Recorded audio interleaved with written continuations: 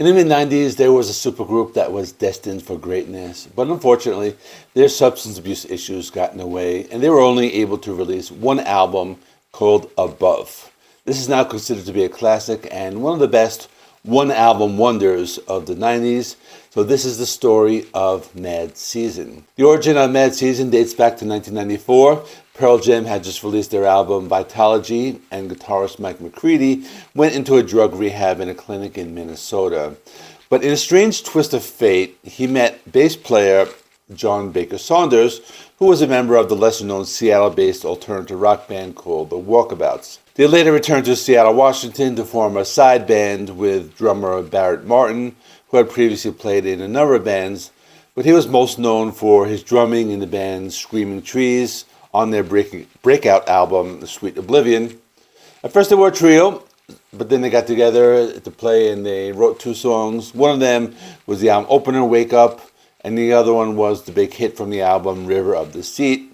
They needed a vocalist, so Mike McCready asked Alice in Chains frontman Lane Staley to join the band, and he accepted. It was no secret that Lane Staley also had substance abuse issues, but the other members thought that being around sober musicians would influence him to get sober himself.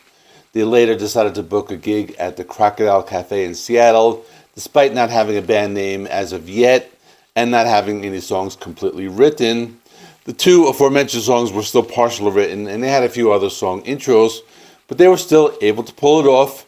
And the song Artificial Red, which is later on their debut album, was actually put together during the show itself. They then booked two more gigs and called themselves the Gacy Bunch, which was a combination of the name of infamous serial killer John Wayne Gacy and the popular TV sitcom The Brady Bunch. Then in 1995, they appeared on Pearl Jam's Self-Pollution satellite radio broadcast, which was like this early version of a podcast, and they performed two songs, Lifeless Dead and I Don't Know Anything. They eventually gained an underground following and decided to name the band Mad Season, which is a term for the time of year when psychedelic mushrooms are in full bloom. They later recorded their debut album Above in Seattle, Washington at the Bad Animal Studio, which was co-owned by Nancy Wilson of Heart. The album was produced and mixed by Brett Ellison, who had previously worked with Mike McCready as Pearl Jam sound engineer. According to Mike McCready, they recorded music in about 7 days, and Lane took a few more days to finish his vocals. Mike also said that this was the fastest album they had ever recorded, and even faster than the Temple of the Dog album, which took about 4 weeks. Lane Staley recorded his vocals as if he was on a spiritual mission. He was reading this book called The Prophet by Kahlil Gibran, which is a book of poetry and fables. The album was eventually released on March 14th, 1995, and now celebrating its 30th anniversary. It was a very popular album. It peaked at number 24 in the Billboard 200 chart and was also certified gold in the US. Lane Staley created the album Art, which was based on a photograph of himself and his ex-fiancée, Demry Lara Parrott. The name of the album is one of the songs called Above, so it's based on that, and the album features 10 songs, including guest vocals by Screaming Trees frontman Mark Lanegan. The first single was the most recognizable song from the album, River of the Seat. This was released as a single on March 27, 1995. Lane was inspired by the book The Prophet that I mentioned earlier. I remember when the song was released, it was often played on alternative rock radio, and one of my favorite songs from the grunge years still. The song peaked at number 2 on the Billboard Modern Rock Tracks chart, and they also made a music video for the song, which was a black and white music video showing scenes of people doing various activities.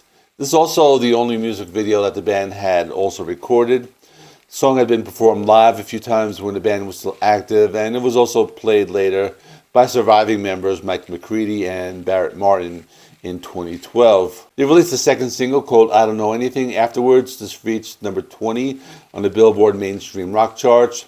This was one of the heavier songs, featured a lot of distortion and feedback and an overall sludgy sound. In my opinion, I thought this song was very reminiscent of the sound of Alice in Chains. This is also a great song and one of Lane's best vocal performances outside of Alice in Chains. They released a third single called Long Gone Day, and this one had additional vocals by Mark Lanegan.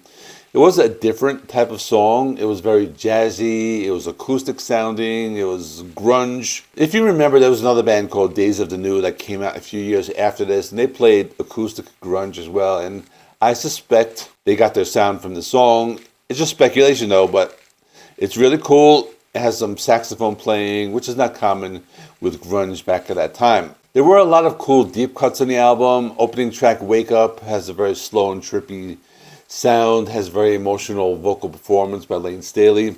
X-Ray Mind has this grunge meets King's X type of sound. It was another good one.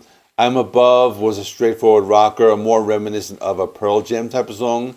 Artificial Red was that interesting track that mixed blues and psychedelia. Lifeless Dead is a dark song, probably has the best guitar playing on the album.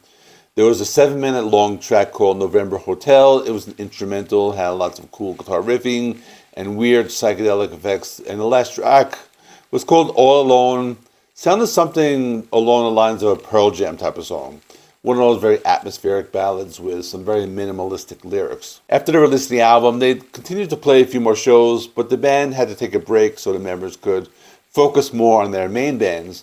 They were able to release a concert film called Live at the Moor, and they also recorded a song for John Lennon's tribute album, Working Class Hero, called I Don't Want to Be a Soldier. In 1997, Mike McCready, Barrett Martin, and John Baker Saunders tried to get the band back together, but Lane Staley was experiencing some severe substance abuse issues. Lane's last performance was actually in Alice in Chains' show from 1996. They tried to reform the band with Mark Lanegan and rename the band to Disinformation.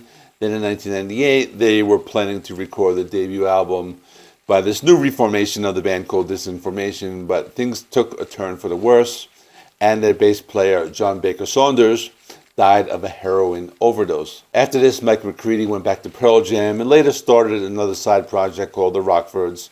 They released an album in the year 2000, but I'll save that story for another time. Barrett Martin worked on a few other projects and was a touring drummer for the band REM. But then tragedy struck again. Lane Staley overdosed on cocaine and heroin, and his body was found on April 19th. Over the years, there were a few partial reunions.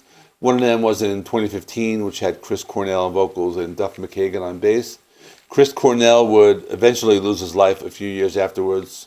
And I don't think there will ever be any kind of reunion for this band, considering 3 of the 6 members have already passed away, considering Mark Lanegan died in 2022. In the end, this band will always be remembered for their one classic album, Above, released in 1995. So if you're a fan of Alice in Chains and Lane Staley, check out this ranking video I did right here. In the meantime, thanks for watching. Please give the video a like. It helps me with the YouTube algorithm. Please subscribe if you have not already. I do rock and metal reviews, rankings, and more. Thanks for watching. See you in the next one.